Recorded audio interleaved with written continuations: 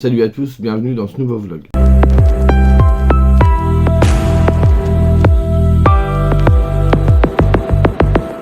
Alors, nous sommes le mercredi 8 février. Je suis pas revenu depuis, je devais revenir, j'ai dit 50 fois que je revenais depuis dimanche et je ne suis pas revenu, enfin c'est pas grave. En attendant, la vidéo que vous aurez déjà vue mais qui sort ce soir est déjà en ligne, et il y a même le vlog qui est déjà en ligne. Donc le vlog est long, il fait 1h12. J'espère que ce sera pas trop long. Je vais essayer de faire un peu plus court quand même parce que il faut avoir le temps de regarder 1h12 de vlog. Je peux comprendre que ce soit trop long. Bref. Alors depuis, il m'est arrivé quelques petites choses. Moi j'ai fait quelques petits trucs. J'ai notamment fini Banana Fish le tome 4. Donc c'était bien. Un tome un peu plus calme que les autres, mais pour mieux repartir ensuite. Enfin, j'ai vraiment apprécié. Je peux pas trop rentrer dans le détail du coup parce que c'est un tome 4. Et puis si on prend l'édition simple, c'est un tome 8 parce que, comme je vous ai dit, c'est des tomes doubles. Donc il faudra que je lise le tome 5 prochainement. Je vais déjà finir ma lecture en cours avant. Depuis, j'ai lu Vilain Chien de Morgane Cossarieu samedi soir, La Cité des Brumes oubliées de Sachiko Kashiwaba, et d'autres petites choses. Je vais vous parler au fur et à mesure. Je ne sais pas si je ferai tout ce matin. Au pire, si je ne vous parle pas de tout ce matin, je vous parlerai du reste soit ce soir, soit demain. Je vais voir comment je goupille la chose. Mais déjà vous parler de lecture, comme ça je serai à jour et on n'en parlera plus. Donc, j'ai lu Vilain Chien de Morgane Cossarieu aux éditions du Chat Noir dans la collection Château Hanté. Donc, comme je vous l'avais dit, c'est un livre qui m'a été offert par Mylène. J'ai apprécié ma lecture, donc c'est du jeunesse, faut pas non plus s'attendre à, faut partir en le sachant déjà, parce que moi j'en lis pas beaucoup du jeunesse. Du jeunesse, alors censé être, je dirais, horrifique un peu, parce que c'est des éditions du Chat Noir. Alors c'est illustré par Mylène, je vous avais déjà montré, je crois, l'illustration qui est absolument magnifique. Et ici, on va être sur le thème du deuil. Donc, on va suivre un petit garçon qui s'appelle Zachary, qui a 10 ans, qui vit avec sa mère. Ça se passe au Québec. Donc, déjà, ça, c'est cool. Parce que du coup, on a toutes les expressions québécoises dans les dialogues. Il y a un travail qui a été fait de ce côté-là par Morgane. Elle l'explique elle-même à la fin de l'ouvrage. Et moi, j'adore. Moi, les Québécois, je trouve ça génial quand ils parlent. Que ce soit leur accent ou leurs expressions, je suis absolument fan.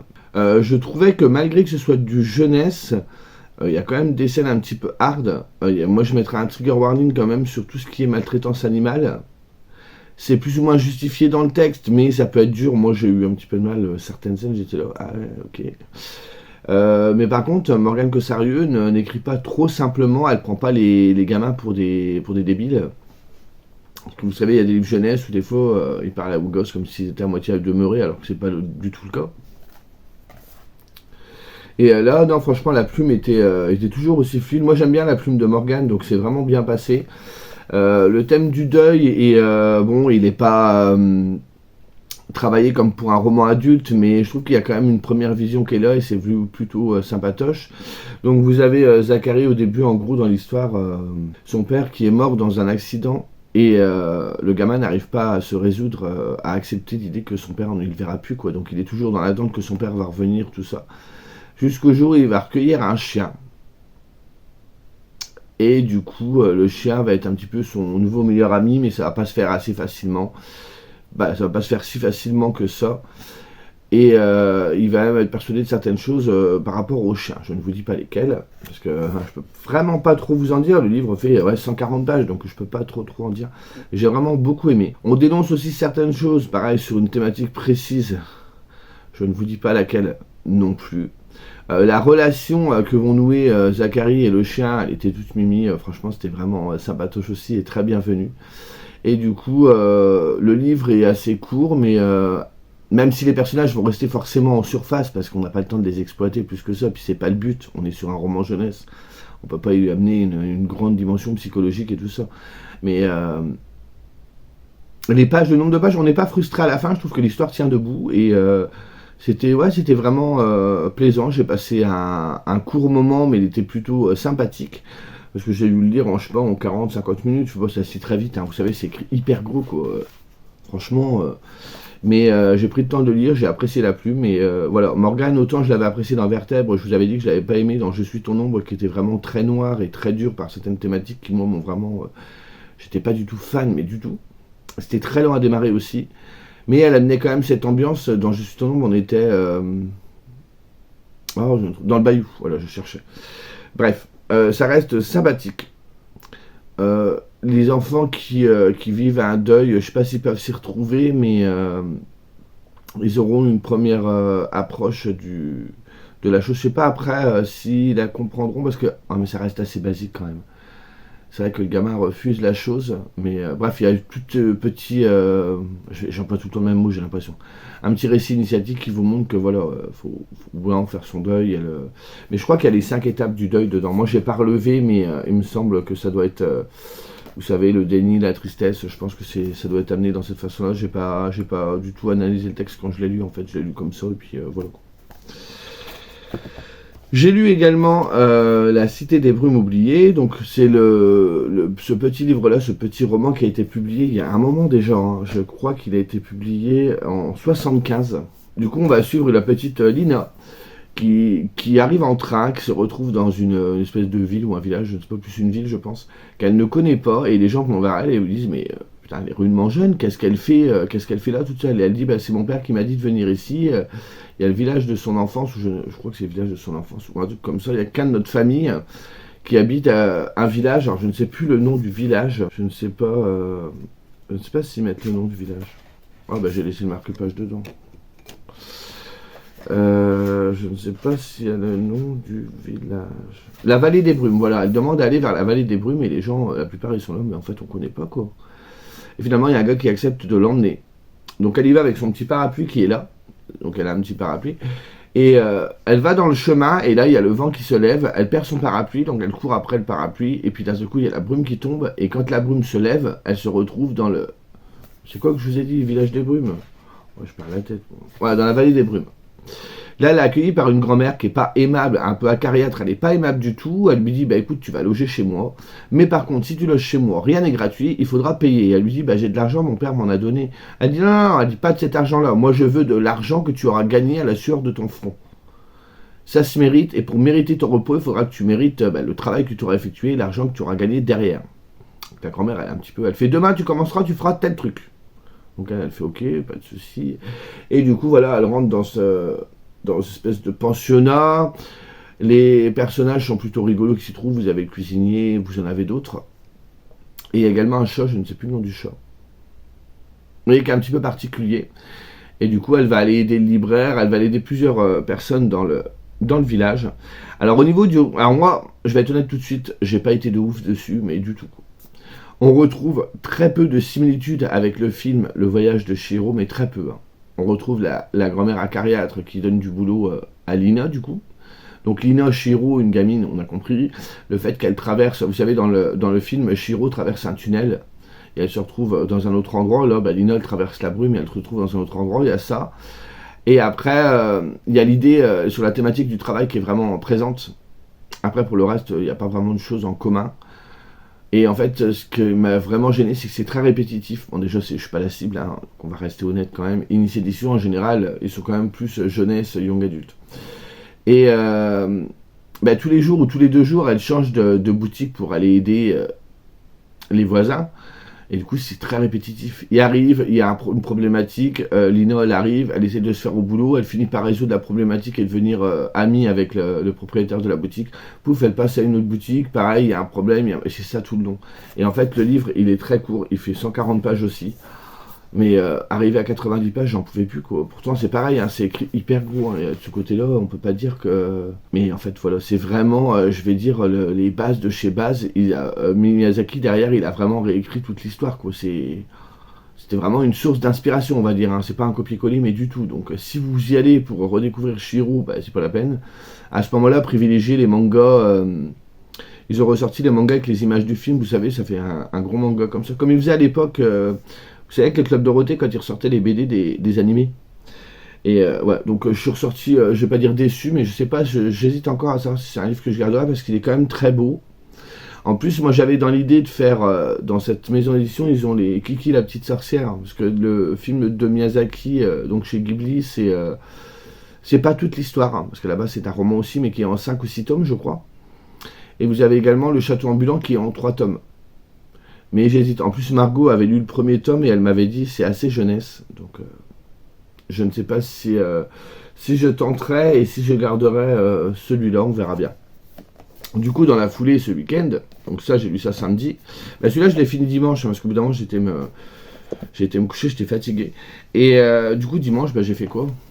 Bah ouais, j'ai regardé le voyage de Chihiro de Hayao Miyazaki. Ça faisait très longtemps que je ne l'avais pas vu. Ben voilà, c'est 2 heures qui passent à la vitesse de l'éclair, hein, c'est sublime, c'est génial. Donc ici, il dénonce le monde du travail. Alors j'ose le dire parce que quand j'ai vu le film, j'y ai repensé, parce que je l'avais vu, je sais plus quand, mais je m'en souvenais plus trop.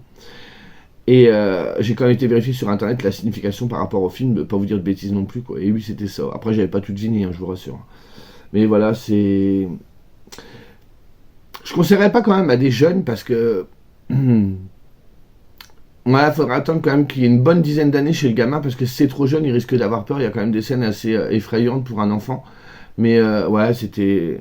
Puis moi, voilà, je suis fan parce que ça reste encore du dessin. Vous savez, maintenant, tout ce qui va être dessin animé pour enfants, c'est fait sur ordinateur en 3D. Et je trouve que ça perd du charme. Là, il y a beaucoup plus de caractère. Mais voilà, moi, je suis hyper fan de toute façon de ce studio-là. Je n'ai pas tout vu. Mais j'avais fait petit à petit la collection. Alors là, c'est chez Whiteside. Studio, je pense, je sais pas exactement comment on dit, bref. Donc c'est édité chez Whiteside. Et en fait, ils les avaient ressortis ici, c'est la collection Blu-ray, ils avaient sorti aussi les DVD. Et quand on en achetait 2, on avait le 3e gratuit. Et quand on en achetait 3, on avait le 4e et le 5e gratuit. Donc moi, j'avais fait une razzia, je sais plus comment il y avait de titres. Oui, je profite de faire des vlogs pour parler un petit peu autre chose que de livres. Donc du coup, il y avait le voyage de Chihiro. Il y avait le château ambulant. Princesse Mononoke, alors ceux-là je les ai vus, donc ça va. Le fameux Kiki, la petite sorcière. Pogno sur la falaise que j'ai jamais vu, que Margot me taonne de lire parce qu'elle l'a trouvé génial. J'ai toujours peur que le DVD... Ah bah je peux vous montrer du coup comment c'est dedans. Donc vous voyez, c'est un boîtier en carton. Donc du coup ils étaient vendus beaucoup moins cher forcément. Dedans vous avez toujours 2 petites illustrations. Et après, vous avez simplement le Blu-ray qui se balade. Bon, là, du coup, il s'est cassé un peu la gueule, mais... et vous avez le Blu-ray qui est dedans. Alors, je sais que ça a été critiqué à la sortie. Il y en a plein qui disent « Ouais, c'est vachement cheap, il n'y a pas grand-chose dedans, c'est du foutage de 1. » Bon, moi, je trouve que non, parce que du coup, ils ont réussi à baisser les prix, parce que ça restait des DVD qui étaient rarement en promotion, ou alors c'était souvent les DVD, pas les Blu-ray. Et du coup, moi, j'ai trouvé que l'occasion était bonne. Je trouve qu'en bibliothèque, c'est pas très moche. C'est pas trop moche. Enfin bref, moi ça m'a suffi. Il y avait le royaume des chats, le château dans le ciel, mon voisin Totoro que j'adore, le conte de la princesse Kaguya. Alors là, c'est pas de Hayao Miyazaki. Alors attendez, parce que là je vous dis Hayao Miyazaki, mais ils sont pas tous de Hayao Miyazaki. Donc autant rendre à César ce qui est à César. Le royaume des chats, c'est de Hiroyuki Morita. Le conte de la princesse Kaguya, c'est de Isao Takahata. Vous aviez également Nausicaa de la vallée du vent. Alors c'est celui que j'ai le moins aimé, mais c'est celui qui est le plus vieux. Le vent se lève. Ah oui, bah du coup, vous voyez, il y a même la promotion. Donc 3 achetés, 4e et 5e offert. De Isao Takahata, vous avez mes voisins, les Yamada. Alors je vous montre ça, vous voyez que dalle, parce qu'il y a la grande banderole. Souvenir de Marnie de Hiromasa Yonebayashi, qui est également paru chez Monsieur Toussaint l'ouverture, que j'ai d'ailleurs. Donc il faudrait que je le lise, un de ces 4. De Hiromasa Yonebayashi à Arrietty, le petit monde échappateur, que j'avais beaucoup aimé, celui-là je l'avais vu. De Isao Takahata, il y a Pompoko. Celui-là je chiale à la fin à chaque fois, je l'adore aussi. Porco Rosso, les contes de terre-mère de Goro Miyazaki, qui reprend du coup l'œuvre de Ursula Le Guin. Donc je pense pas que ça résume l'œuvre entière, je pense que c'est que le début, je suis pas sûr. Vous avez La colline au coquelicot de Goro Miyazaki. Et Si tu tends l'oreille de Yoshifumi Kondo. Je sais pas si depuis ils en ont ressorti dans cette collection, parce que je suis allé à la FNAC récemment et j'ai vu que... du coup ça fait une paire à regarder. J'ai vu qu'il y en avait d'autres que moi qui me disaient rien, donc peut-être qu'il y en a que j'ai raté. À voir, il faudrait que je regarde ceux que je n'ai pas. Mais je trouvais que ça permet de se faire... moi j'ai fait ça au fil des mois et ça permet de se faire une collection à bas prix, quoi. Donc en gros, c'était 20 € le DVD, donc pour 60 vous en avez 5. Je trouve que c'est pas... Pour certains ce sera peut-être cher, moi je trouve que ça allait. Donc du coup, voilà, j'ai regardé ça, c'était plutôt plaisant. Et le soir, j'ai commencé celui-ci, donc La Nuit éternelle, que je lis en lecture commune avec Lully. Donc c'est de Guillermo del Toro et de Chuck Hogan aux éditions Pocket. Je suis arrivé à un peu plus de la moitié, je suis page 286. Mais écoutez, c'est pas folichon. Je reste un petit peu en retrait quand je dis ça. Comme je vous dis, j'étais pas motivé de ouf à lire le 3 après la grosse déception qu'avait été le 2. Et en plus, le 3 démarre assez mollement. Là, j'ai passé la moitié. J'y vais à reculons. Je le finirai, alors c'est vrai qu'il y en a plein qui me disaient mais Laurent, si t'aimes pas, arrête, abandonne et tout. Ben en fait non, parce que j'ai lu le premier qui faisait je sais plus 5 ou 600 pages, le deuxième qui en faisait 400, donc j'ai lu en gros, j'en ai déjà lu 1000 pages, j'ai pas envie de dire à 200 pages de la fin, ouais j'arrête, non, j'ai envie de savoir la fin maintenant, donc je me force entre guillemets un petit peu à le terminer, mais je serais content de l'avoir fini. Mais je reste relativement déçu parce que j'avais vraiment adoré le premier tome et je trouve qu'après ça se casse un peu la figure. Et là ce n'est pas pour aller mieux, je trouve que c'est... alors je vais m'expliquer parce qu'il y en a qui ne comprennent pas des fois ce que je veux dire. Je trouve que c'est des livres qui sont bavards, hein. C'est-à-dire qu'on va te décrire des choses et te parler de choses dont tu te fous mais royalement. Il va remettre les personnages dans le contexte et puis en fait il va aller faire ça et puis après il va... Passe à l'action, gars, on s'en fiche. Et du coup, je trouve que du coup, le livre parle pour ne rien dire. C'est mon ressenti personnel. J'ai été voir des avis à des gens qui ont adoré les 3 tomes. Moi, c'est pas mon cas du tout. Donc, j'ai quand même hâte de le finir. Je vais essayer de mettre un petit coup de collier pour terminer tout ça. Et du coup, après vous avoir parlé de mes lectures en cours, on est mercredi. Lundi, je suis allé au cinéma. J'ai été voir. Attends, je vais vous mettre l'affiche là. Je suis allé voir, comme je vous avais dit, Avatar. Donc La Voix de l'eau, le tome 2, loin le deuxième volet. Je devais y aller le week-end, mais en fait je suis pas allé parce que quand j'ai voulu réserver sur internet la salle IMAX, elle était, non, la salle 4DX, pardon. C'était blindé. J'étais choqué parce que le livre est quand même sorti. Le livre, j'ai du mal. Le film est sorti mi-décembre et on arrive quand même mi-février et le film est toujours, il y a toujours des gens qui vont le voir. C'était un petit peu compliqué, donc du coup j'ai réservé le lundi. Juste avant, on a été faire un petit tour à la Fnac. J'ai été tenté par quelques petites choses, mais Laurent n'a rien pris. Bon, en même temps, je vous dis ça, mais j'ai pris des livres le soir. Je vous expliquerai après. Et du coup, on arrive. Alors, déjà, il y a un truc qui m'a gonflé. C'est qu'on est arrivé maintenant, en fait, le cinéma. Alors, je sais pas si c'est pour faire des économies d'énergie, mais le cinéma, la semaine, il ouvre plus qu'à 13h. Il ouvre plus le matin. Donc, du coup, on attendait tous devant. Il y avait quand même pas mal de monde qui attendait devant dans le froid parce qu'il faisait pas très chaud. Et on finit par nous ouvrir les portes. Et il y avait un monsieur qui était devant nous, parce que nous, on arrivait dans les premiers. Il y avait un petit monsieur qui était devant nous. Le monsieur, il ouvre la porte pour rentrer. Vous croyez qu'il aurait tenu la porte? Oh non. Non, et là, je l'ai regardé, mais le civisme, c'est... Bon, j'ai rien dit, hein, j'ai pas fait d'esclandre, on n'est pas là pour ça, mais... Enfin, je sais pas, un minimum de civisme, t'ouvres la porte, tiens là, pour les gens qui sont derrière. T'as bien vu qu'il y avait du monde. Ah bah non, il était pressé d'avoir son film, mais t'inquiète pas, mon gars, ton film, il va pas se sauver. Hein. Bref, il y a des fois, les gens, moi, ça me fatigue. Bref, du coup, on est rentré dans la salle, on savait pas trop où c'était. Bon, c'était écrit... la salle 4DX, donc je pense qu'on avait peu de chances de se tromper. Mais le problème qu'il y a, c'est que on appelle ça des salles obscures, parce qu'il fait plutôt noir dedans. Donc pour qu'on voit les marches, ils mettent une espèce de petite bande comme ça, réfléchissante, ou avec des lumières. Mais moi je me suis posé la question, parce que ça fait longtemps ça fait au moins 1 an que j'étais pas allé au cinéma, et ça fait encore plus longtemps que j'étais pas allé dans ce cinéma. Vous avez les marches, une marche c'est comme ça, puis vous savez ça monte. Et je sais pas si la LED était au fond de la marche ou à l'entrée de la marche. Et quand j'ai voulu monter, j'ai raté la marche. Ça va, il y avait petit binôme, je me suis retenu à elle, elle était pétée de rire. Donc après, c'est tout, on a pris notre place, donc on est dans des sièges où... alors je sais pas, peut-être qu'il y en a derrière qui pourront passer, ils ont peut-être déjà été voir un film en IMAX, je le dis pour ceux qui n'ont pas vu, si jamais ils veulent savoir comment ça se passe. Donc ça reste pas un siège traditionnel, mais c'est pas la même matière, c'est pas...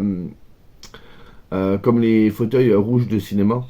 Vous avez toujours le trou pour mettre votre gobelet là, et vous avez un bouton, c'est marqué water on, water off, si vous voulez recevoir de l'eau ou pas. Donc du coup on s'assoit, on commence à regarder le film. Alors déjà il y a des bandes annonces, mais ça dure 1000 ans, qu'est-ce que c'est chiant. Et les bandes annonces franchement ça dure au moins une demi-heure quoi. Alors c'est pas que j'aime pas les bandes annonces, mais au bout d'un moment on a compris quoi. Un truc qui est génial, c'est qu'avant moi qui ai des lunettes, quand je mettais les lunettes 3D par dessus, c'était d'un inconfort, c'était chiant. Et là, en fait, quand j'ai pris mes places, ils vendent maintenant des clips. Donc vous clipsez les lunettes, ça fait des lorgnons, en fait. Bon, bien évidemment, les lunettes, c'est vendu 1€, les lorgnons, c'est vendu 2,50. Donc on est encore un petit peu perdant, mais c'est pas grave. Mais c'était quand même agréable d'avoir ça parce que ça m'a pas gêné du tout pour regarder le film, contrairement à d'habitude. Et ensuite, donc, le principe, c'est que vous regardez le film, par exemple, il y a un hélicoptère qui va décoller, ben, on vous envoie de l'air, donc vous avez l'impression d'être à côté de l'hélicoptère.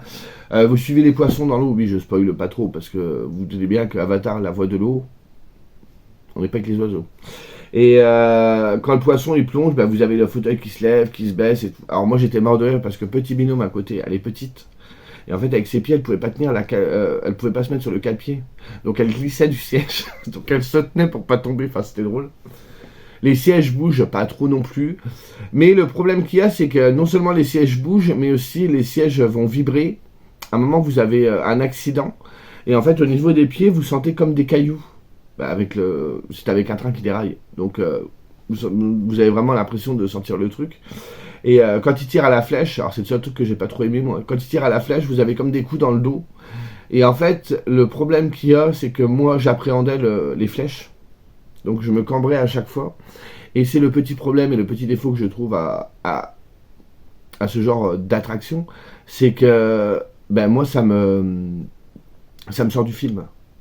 Dès que ça remue un peu trop et tout, ben c'est ça, la flèche, je tire à la flèche, puis vous aviez un petit son dans l'oreille qui faisait, vous savez, et en fait, au début, vous trouvez ça drôle. Franchement, la première demi-heure, j'étais mort de rire, ça me faisait rigoler. Après, vous commencez un peu à appréhender et à la fin, vous en avez marre. Alors, je sais pas si c'est dû au fait que le film dure 3h15, mais à la fin, j'en pouvais plus. Je trouve qu'il y avait une odeur de caoutchouc. Alors, je sais pas si c'est dû à l'eau qu'ils envoient, parce que c'est pareil, quand le poisson remue un peu dans l'eau, bah, on vous envoie un peu de giclée.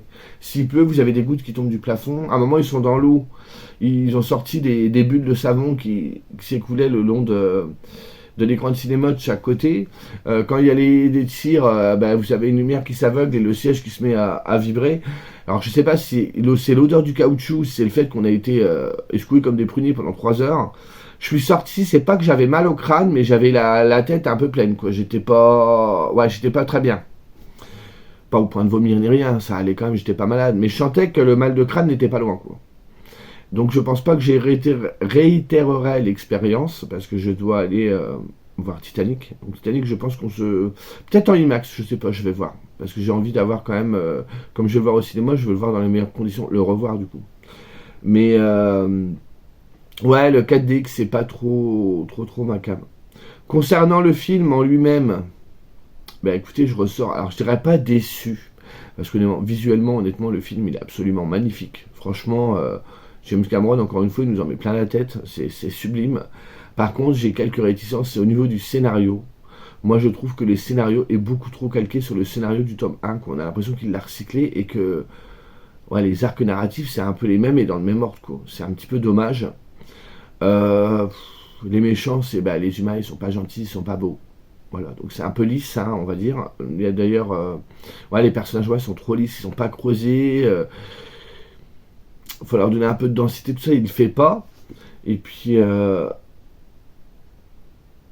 réfléchis, je peux pas trop vous en dire parce que je veux pas vous spoiler si vous ne l'avez pas vu. Voilà, je l'ai vu, il est beau, et je trouve, oui, c'est ça, il est trop long. 3 heures, c'est trop long. Autant le premier, il durait 2h45, je l'ai jamais senti, je l'ai vu plusieurs fois, ça passe comme une lettre à la poste. Autant celui-là, 3h15, j'ai envie de dire, James, t'es bien gentil, mais fais des coupes, quoi. Alors je sais bien qu'il veut aussi que le public s'immerge complètement et s'oublie pour aller sur Pandora, du coup, je peux comprendre. Les images sont sublimes. Voilà, il a vraiment voulu amener sa vision des choses, mais que tout le monde puisse vraiment la voir de tout cet univers qu'il invente, parce qu'il y a vraiment un univers qui est vraiment mis en avant. On ne sait pas ce qu'il va y avoir dans le 3, mais on sent qu'il a vraiment essayé de mettre plein de choses en place. Bien évidemment, par le biais de ce film, dans le 1, il dénonçait plus ou moins la colonisation. Hein, on n'est pas demeuré, on avait compris. Dans le 2, il dénonce autre chose, pareil, c'est bien. C'est bien ce qu'il dénonce, mais ouais, je trouve qu'il y a des moments, voilà. Après, voilà, j'ai passé un super moment. Je suis heureux de l'avoir vu au cinéma, ça m'aurait fait chier de ne pas le voir. Le 3, j'irai le voir au ciné. Bon, j'espère que j'irai dans une salle 3D normale. J'espère juste, j'avais lu, alors je ne sais plus si c'est pour le 3, si c'est pour un, parce que je ne sais plus s'il va en faire 5, 6 ou 7, je ne sais plus combien il va en faire. Mais il parlait de faire un film de 6 heures. Non mais 6 heures, moi j'y vais pas. 3 heures déjà c'est bien.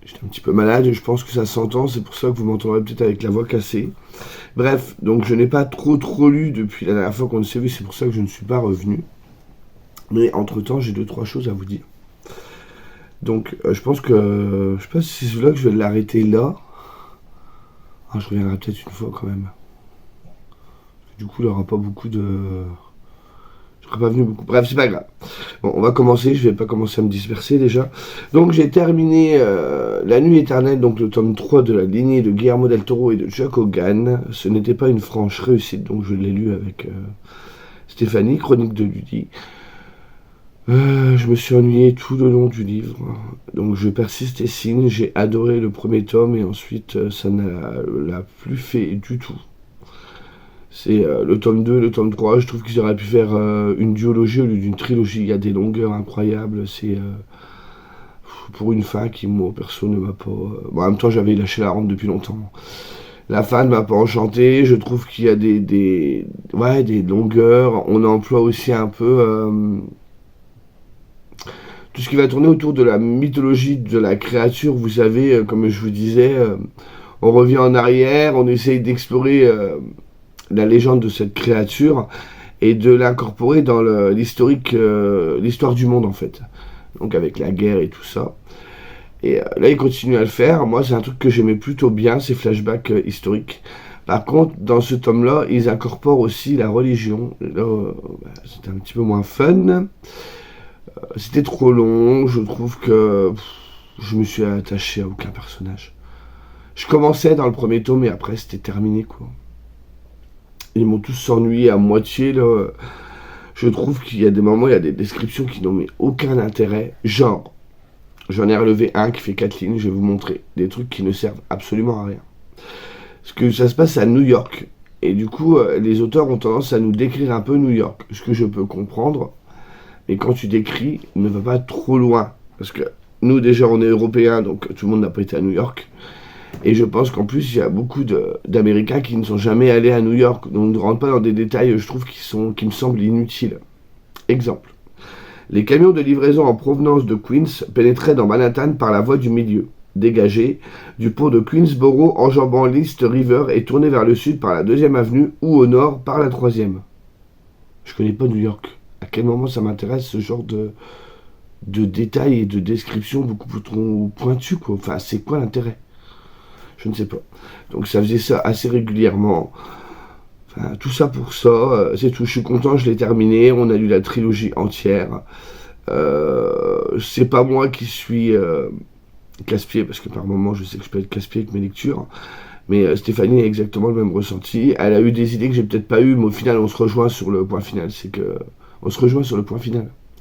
En finalité, l'un comme l'autre, on s'est beaucoup ennuyé. Et, bref, je l'ai quand même lu. Je me suis quand même cogné 500 pages d'un livre que je n'aimais pas. J'ai cru que j'allais me taper encore une panne de lecture. Mais non. Je suis resté motivé. Et voilà. Quand j'ai fini celui-ci, parce que forcément, j'ai pas trop grand-chose à vous en dire, c'est un tome 3. Je peux pas vous spoiler. Si vous voulez le lire, allez-y. Hein, par contre, hein, j'ai vu des gens sur Livre Addict qui ont beaucoup aimé. Moi, perso, c'était pas pour moi. Et j'ai commencé, comme je vous disais, 6 versions, Les Orphelins du Mont Scarclo de Matt Wesolowski. Celui-ci, pour le résumer, c'est pas compliqué. Un corps, 5 adolescents, une créature monstrueuse, 6 versions, où est la vérité. Donc, en gros, dans ce livre, j'en suis à peu près à plus de la moitié. Il me reste à peu près 100 pages. Il faudrait que je le finisse aujourd'hui ou demain dans la journée. C'est pas mal. Alors, je pense que moi, je vais passer un petit peu à côté de ma lecture parce que je la fais trop traîner. Ça fait une semaine que je suis dessus. Il y a des jours entiers où je n'ai pas lu. J'ai eu du mal à me mettre dans le roman parce que le début, j'ai trouvé que c'était un petit peu flou. Donc du coup, il y a 20 ans, en 95, c'est passé un drame. Et il y a 6 jeunes qui traînaient tout le temps ensemble. Je crois que ils étaient 6. Hein. Ouais. Il y a 6 jeunes qui traînaient tout le temps ensemble. Ils traînaient donc au Mont Scarclo. C'est un espèce d'endroit où vous pouvez faire de la randonnée, du kayak, vous avez diverses activités. Mais il y a des endroits où il faut éviter d'aller parce qu'il y a des marais, il y a également des anciennes mines. Et du coup, ça peut s'effondrer. Il y a des endroits qui sont relativement dangereux. Donc ces 6 jeunes traînaient ensemble jusqu'à un soir où ils ont dormi tous dans la même pièce. Et quand ils se réveillent le lendemain, il en manquait un. on a mené des recherches pour le retrouver, et finalement c'est le fils du propriétaire qui va le retrouver 1 an après, dans les marais, donc le corps en décomposition, vous vous doutez bien, au bout d'1 an.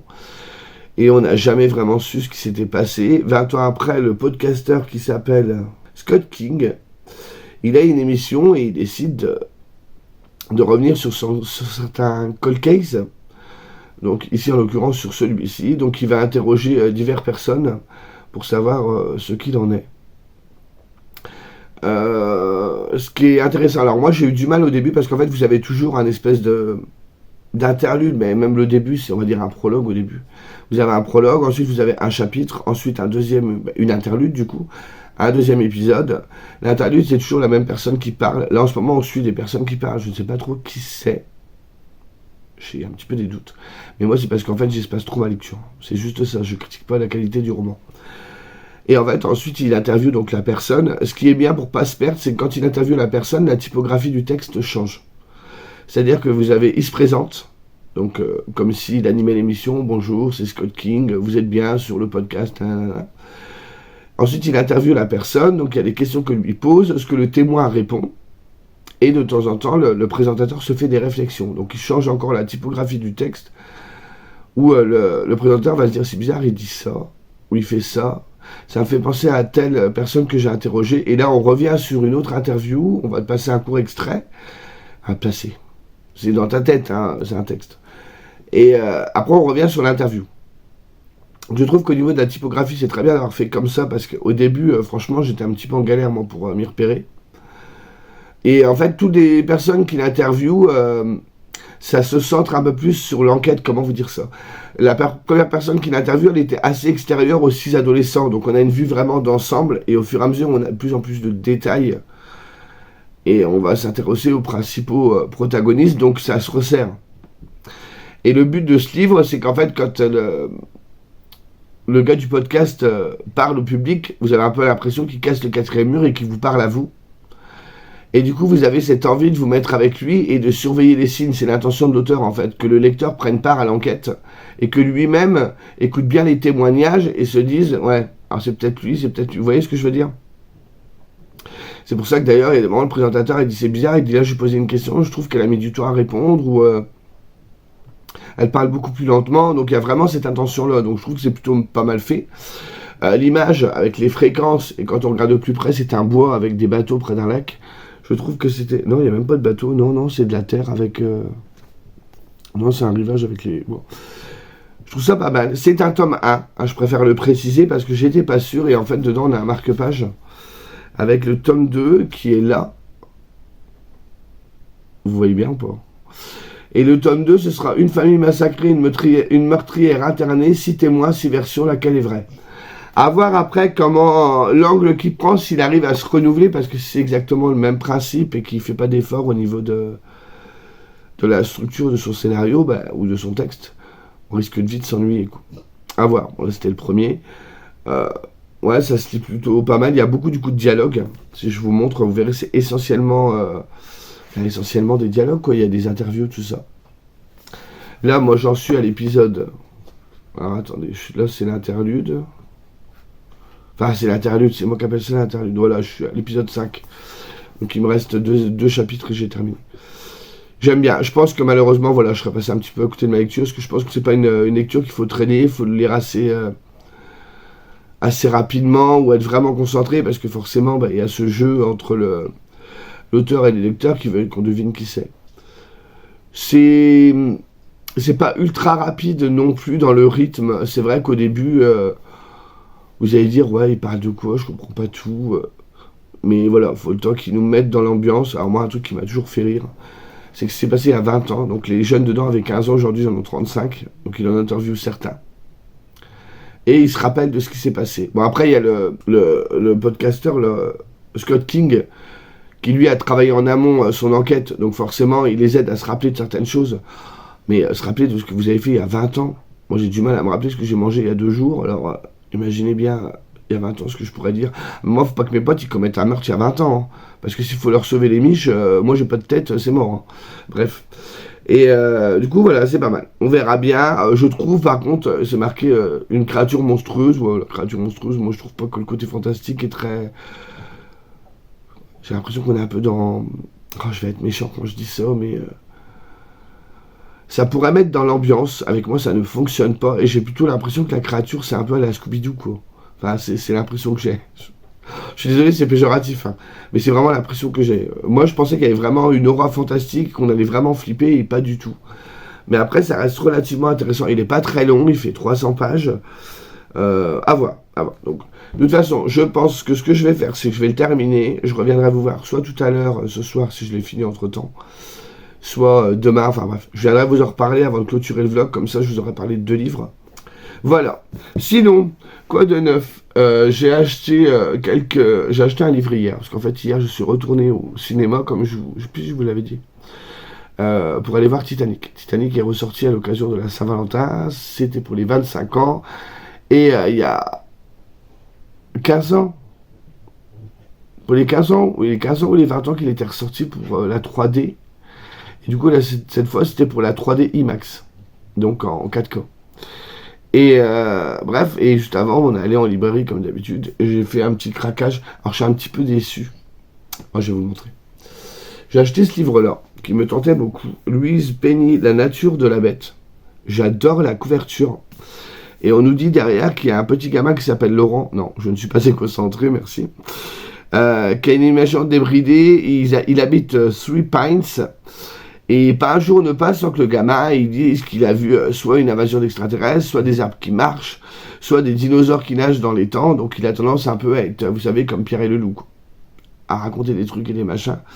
Jusqu'au jour où le gamin de 9 ans, il découvre un canon géant dissimulé dans une forêt. Il prévient tout le monde. Et comme il est toujours en train d'affabuler et de mentir, les gens ne font pas attention à ce qu'il dit. Malheureusement, quelques jours plus tard, ils vont le retrouver mort juste à côté du canon. Et qu'est-ce qui s'est passé? Donc je trouvais l'histoire hyper intéressante. Ça me donnait vraiment envie. En plus, moi, des babelles, j'en achète pas tant que ça. Et le truc que je n'ai pas vu, c'est en sortant de la FNAC, c'est que c'est une série, en fait. On suit les aventures de l'inspecteur-chef Armand Gamache. Et ça, c'est le tome 11. Donc j'espère que ça peut suivre individuellement des autres tomes. Parce qu'en fait, c'est pas... Ah oui, c'est marqué là, une enquête de l'inspecteur-chef Armand Gamache. Ouais, il y en a 3, 6... Ouais, il y en a déjà pas mal qui sont sortis. Hein. Je sais pas. On verra bien. J'espère que si jamais vous l'avez lu, vous avez déjà lu des enquêtes de cet inspecteur-là, vous pourrez me dire... si vous pouvez me dire si... d'une enquête à l'autre, ça reste assez indépendant. Je sais pas. Parce que moi, ça m'a fait penser, vous savez, comment que c'est les livres de... Qu'Escarpetta, là. Je sais que j'ai acheté les 9 premiers tomes dans l'ordre pour être sûr, parce que je sais qu'au fur et à mesure des enquêtes, il y a des membres de sa famille qui arrivent et tout, et je sais qu'on peut s'attacher au personnage. Donc là, j'en sais rien. Je ne sais pas, donc j'étais un petit peu déçu en ressortant de la librairie. Bref, c'est un détail, hein. Ça se lira peut-être très bien et qu'il n'y a pas besoin de savoir quoi ou qu'est-ce. Et du coup, pour en revenir au cinéma, écoutez, hyper surpris, la salle était pleine, franchement blindée. Un film qui est sorti il y a 25 ans. Et ce qui m'a fait sourire, c'est qu'il y avait des jeunes de 17, 18 ans ou même 15 ans. Donc c'est de se dire que ce genre de film est devenu culte, Titanic, et il a traversé le temps, et les jeunes de maintenant veulent le voir aussi, comme ils l'ont certainement vu à la télé, je pense. Moi, j'ai traîné binôme, elle voulait pas y aller, elle l'avait jamais vu, elle dit « Oh, ça m'intéresse pas trop » et tout. Je fais « Tu te tais, tu viens ». C'est un de mes films préférés. Bon, du coup, elle dit « Oui, je vais venir » et tout. Bon, elle a dit qu'elle avait trouvé un petit peu des longueurs dans la première partie où... vous savez, le film est divisé en deux. Il y a la première partie où on découvre un peu comment ça se passe sur le bateau. Et là, avec l'histoire autour de Rose et puis de son connard de mec, là. Et la deuxième partie où le bateau... le bateau. Oh, le bateau, je parle comme si j'avais le rhume. C'est pas le cas. Le bateau fait naufrage. Et elle a beaucoup aimé tout ce qui était la reconstitution du coup du bateau qui coule. Et franchement, j'aurais pas cru, mais dès que le film a démarré, j'en ai pris plein les mirettes parce que l'image était hyper bien refaite. La 3D, bon, on n'est pas sur de la 3D interactive, vous savez, ça vient sur vous, vous avez peur, mais c'était hyper bien refait. Alors qu'à la base, c'est un film qui n'a pas été filmé pour ça, maintenant on filme des films exprès pour ça. Et vraiment très bien refait, je trouve que c'est un film qui traverse les années, qui est intemporel. on pourra encore le regarder aujourd'hui, comme j'ai pu. On pourra encore le regarder aujourd'hui. Je l'ai regardé aujourd'hui, et les 25 années, on les voit pas. Bon, après, c'est un film d'époque, donc forcément, ça se voit pas. Mais, ouais, c'était super. Moi, j'ai redécouvert le film, j'ai vraiment aimé. Moi, les 3 heures, je les ai pas vus passer parce que j'adore ce film. Et je suis content que Binôme ait apprécié aussi. Et je suis content, moi, je l'ai enfin vu au cinéma. Malheureusement, quand il est sorti, je ne l'avais pas vu. Et quand il était ressorti il y a quelques années non plus. Donc ça n'a rien changé. Toujours là ce film que j'adore et qui est vraiment super. Mais là voilà, je pense que c'est pas demain que je vais vous dire je vais retourner au cinéma. J'y vais très rarement. Là c'était vraiment 2 occasions, j'y vais vraiment quand je veux vraiment voir un film quoi. Bref, sinon qu'est-ce que j'ai d'autre à vous raconter avant de vous laisser? J'ai préparé. De quoi tourner? Je crois que je vous l'avais dit aussi. Oh, je ne sais plus. Que j'allais refaire, vous savez, les vidéos sur les sorties du mois et tout. Donc là, j'ai préparé tout ce qu'il faut. Il faut que je la tourne. Il faudra que je me dépêche un petit peu parce qu'en fait, à l'heure actuelle où je vous parle, ce soir sort le premier vlog. Donc je suis un petit peu en stress. J'espère que ça vous plaira. Franchement, j'espère, sincèrement. Et du coup, la vidéo que je n'ai pas tournée est pour la semaine prochaine. Donc, il faut que je me dépêche. Bon, après, il n'y en a pas pour... C'est juste que c'est toujours un petit peu long à faire dans le sens où... faut tourner la vidéo. J'ai tendance un peu à avoir la langue qui fourche. Donc, je répète parce qu'il faut que je vous explique chaque livre sans bêtement vous lire le résumé, quoi. Faut que j'arrive à rester assez concis. Bref, vous voyez. Ensuite, quand la vidéo est tournée, il faut que je la mette sur le PC. Il faut que je la monte. Faut que je mette tous les inserts avec toutes les comment qu'on appelle ça, les visuels. Et ensuite, faut que je fasse la barre d'infos et tout. Et l'air de rien, mais ça prend du temps. Donc, faut pas que je m'y mette le jour de la sortie, quoi, de la vidéo. Bref, je vais faire ça. Alors, je sais pas quand. Je sais pas si je vais le faire aujourd'hui parce que j'ai la voix un petit peu qui déraille. J'aurais bien voulu attendre un petit peu ce week-end. Peut-être que ça m'aurait permis de... Parce que la montée, je pense que ça ira relativement vite dans le sens où... je vais pas se pitcher, je vous pitche les livres, mais ça va assez vite. Je vais pas vous parler pendant... pour une vingtaine de minutes, moi, que je blablate. Non, faut pas que je blablate. Faut que je reste concentré. Et voilà.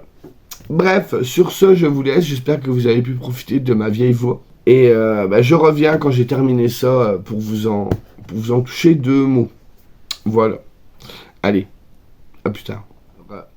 Je reviens vers vous, on est vendredi 17 février, oui c'est ça, pour vous parler du coup de ce roman-là que j'ai enfin fini, parce que je l'ai quand même fait traîner 1 semaine, du coup, mon avis va peut-être être un peu, comment je pourrais dire ça, biaisé en fait, parce que je pense que c'est pas un roman qu'il faut faire traîner, parce qu'il y a quand même, comme je vous disais, l'envie de la part de l'auteur, enfin c'est comme ça que je l'ai ressenti, qu'on participe vraiment à l'enquête. Donc je pense qu'il faut le lire plutôt, alors pas non plus en une journée, mais rapprocher ces sessions de lecture pour vraiment garder en tête tous les éléments de l'enquête. Bon, c'est pas du tout le cas. Mais voilà. Donc que dire de cette fin? Je vais me répéter un petit peu, mais tant pis, c'est pour vous faire un topo général. J'ai trouvé que c'était pas mal. Donc l'idée, la construction narrative autour du podcast avec les différentes interviews, un chapitre, un intervenant, c'était vraiment pas mal. On s'ennuie pas, c'est assez fluide. Je trouve que c'était assez intelligent aussi dans l'écriture, dans le fait que malgré que ce soit des dialogues, l'auteur se permet quand même, à travers le personnage de Scott King, je crois que c'est Scott King, oui, à travers le personnage de Scott King, de nous décrire un peu l'état dans lequel sont les personnages. Parce que je sais qu'il y a des moments, il y a les auteurs qui vont dire... Il y a les intervenants qui vont dire certaines choses, et il va dire « Ah, là, elle est bizarre, elle se comporte bizarrement. » Voilà, c'est ça. Il arrive quand même à dégager une certaine personnalité chez les témoins. Voilà, par exemple, il dit « Elle dégage une sérénité presque surnaturelle, les événements semblent ne pas avoir de prise sur elle, sa physionomie frappe d'emblée, et je comprends sans peine qu'un tel ait pu tomber amoureux d'elle. Sa particularité s'exprime aussi dans sa manière de parler. Il faut un peu de temps pour s'y habituer. Son discours ne marque aucune hésitation, pas de de ni de mouvement de tête. Elle se contente de vous regarder et d'attendre que vous ayez fini. Vous voyez, il arrive quand même entre deux conversations à poser son personnage et plus ou moins sa psychologie. Donc ça, c'était bien aussi. Du coup, ça rend pas les personnages creux. Je trouve que d'un personnage à l'autre, les psychologies sont assez différentes, donc les personnages sont assez marqués, ils ont quand même une certaine essence. Donc ça, c'était bien vu aussi. Et du coup, arrivé à la fin, je vais pas vous spoiler, hein, mais comment je pourrais vous dire ça? Moi, j'ai trouvé... j'ai pas cherché à savoir qui était le tueur ou la tueuse, hein, j'ai pas cherché du tout à savoir qui avait commis quoi. Mais quand on vous donne le nom, moi, ça m'a fait l'effet de... Ah ouais. Ben, j'ai pas... Comme je vous dis, j'ai pas cherché à deviner qui c'était, mais ça m'a pas non plus surpris. Donc c'est le truc qui me manque régulièrement dans les thrillers, mais c'est moi, encore une fois. C'est rare que j'arrive à lire un thriller où la fin me laisse mais vraiment sur le cul. Ça n'a pas été le cas ici. J'ai fait... ouais. Donc voilà. Donc du coup, je ne sais pas si je continuerai la série. Je me tâte. Alors de toute façon, je viens d'en lire un, donc j'en lirai pas un dans la foulée, mais peut-être que plus tard, je m'y replongerai, je sais pas. Faut essayer, faut que vous tentiez. Je pense que les avis sont mitigés. Il faut pas être sur quelque chose aussi de très rythmé. Parce que du coup, comme on est sur des sortes, pas d'interrogatoire, mais c'est un peu le même principe, on sera pas dans l'action. Et du coup, le fait d'interviewer certaines personnes, on va revenir sur certains éléments qu'on a déjà vus avant, mais sous un regard différent du coup, parce qu'il a pu interviewer, je sais pas, une meuf qui était là, dedans, ouais c'est ça, une meuf, le coup d'avant, par exemple, pour vous donner un exemple, au tout début, il interviewe un des accompagnateurs. Donc c'était bien trouvé parce que du coup l'accompagnateur va amener une vision assez générale de ce qui s'est passé à l'époque, parce que comme il est accompagnateur, il n'était pas forcément avec les adolescents. Et ensuite il va interviewer un des adolescents, qui n'est plus adolescent maintenant, et du coup qui va avoir un autre regard puisqu'il était plus à même de fréquenter la victime. Et du coup vous allez avoir une autre personne après, et l'autre personne, ils ont vécu la même chose au même moment, mais ils l'ont pas ressenti de la même façon. Vous voyez ce que je veux dire? Du coup, il y a cette impression un petit peu de tourner en rond, je trouve. Je sais pas si je vais en garder un grand souvenir, mais je me suis pas ennuyé. Je peux pas dire que je ressors de ce livre en me disant ouais, bof. Non, c'était quand même intéressant, la façon de faire et tout. Le gars, il gère quand même son truc. Donc, je ne sais pas. Peut-être que dans 3 mois, il va me prendre un pet au casque et puis d'un seul coup, je vais acheter le tome 2. C'est possible aussi. Hein. Du coup, après avoir terminé ma lecture de 6 versions, j'ai commencé Mémoire de la forêt de Michael Brun-Arnaud, le tome 1, Les souvenirs de Ferdinand Taupe, chez l'École des loisirs. Donc, je ne sais pas si vous le savez, il y en aura 4 de tomes. C'est un tome par saison. Le deuxième, c'est Les carnets de Cornelius Renard qui sort bientôt en fait. Il sort au mois de mars. Il sera peut-être sorti au moment où cette vidéo sortira d'ailleurs. Et pour l'instant, j'en suis vraiment qu'au tout début. C'est très kiki, c'est très mignon. Le livre est sublime, quoi. Moi, je trouve que c'est vraiment un bel objet. Il y a même une petite carte. J'ai trouvé la carte vraiment super bien amenée. Vous avez les villes, vous avez ville en l'air, belle écorce, grimpe étoile. Enfin, je trouve qu'il y a des petits jeux de mots qui sont plutôt gentillets, et voilà, vous avez toujours un petit dessin pour l'entête de chapitre, et très régulièrement vous avez des petits dessins qui viennent illustrer le récit. Je vais pas tous vous les montrer, je vous laisse la surprise. Et c'est illustré par Sano, ou Sanoé, je ne sais pas comment que ça se dit. Voilà, j'en suis vraiment au début, hein, j'ai pas lu beaucoup, je le lis avec les filles, mais je crois que les filles sont en avance sur moi, je suis à la page 42. Donc j'attends d'avoir vraiment avancé pour vous en parler. Donc j'essaye de mettre quand même dans l'état d'esprit de je lis un jeunesse. Voilà, faut pas trop en attendre. Mais voilà, on aborde quand même un sujet qui est d'actualité. Quand on est adulte, on a le double sens en fait. Mais je vous en parlerai la prochaine fois. Je ne vais pas faire un vlog trop long. J'en ai déjà fait un trop long la dernière fois. Donc je vous parlerai de tout ça dans le prochain vlog. Donc je vais arrêter ce vlog ici. Et on se retrouve bientôt pour parler de nouvelles lectures. Je vous dis à plus. Salut.